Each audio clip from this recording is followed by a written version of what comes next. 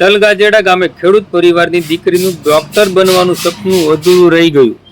આજરોજ તારીખ 13/11/2025 બપોરના 2 કલાકે વાત કરીએ તો ભાવનગરના મહુવા તાલુકાના તલગાજેડા ગામે ખેડૂત પરિવારની દીકરીનું ડોક્ટર બનવાનું સપનું અધૂરું રહી ગયું છે। કૃષ્ણાબેન ધનજીભાઈ કળસરિયા નામની દીકરીનું સપનું હતું કે હોમિયોપેથિક ડોક્ટર બનશે, જેથી આણંદ હોમિયોપેથિક મેડિકલ કોલેજના પ્રથમ વર્ષમાં એડમિશન લીધું હતું, પરંતુ કમોસમી વરસાદે 15 વીઘાના કપાસના પાકને સંપૂર્ણ બરબાદ કરી નાખ્યો હતો। પિતાએ વિચાર્યું હતું કે પાક વેચાણ બાદ દીકરીની 1,40,000 રૂપિયા ફી ભરશે, પણ વરસાદે બધું જ લૂંટી લીધું છે। હવે કૃષ્ણાબેનને એડમિશન રદ કરાવવું પડ્યું અને એ ઘરે બેઠી પોતાનું અધૂરું સપનું જોતા જોતા અભ્યાસ ચાલુ રાખી રહી છે।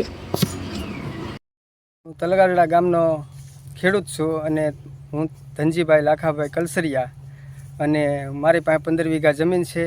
મારે 3 દીકરીઓ અને 1 દીકરો છે, અને હું સારીને ભણાવું છું।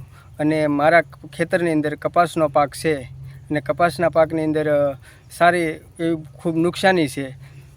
એટલા માટે હવે હું એક છોકરીને કોલેજની અંદર એડમિશન લીધું હતું, અને એ એડમિશન રદ કરાવ્યું છે ગઈકાલે, તો એ પૈસા ભરવાની ક્ષમતા નથી।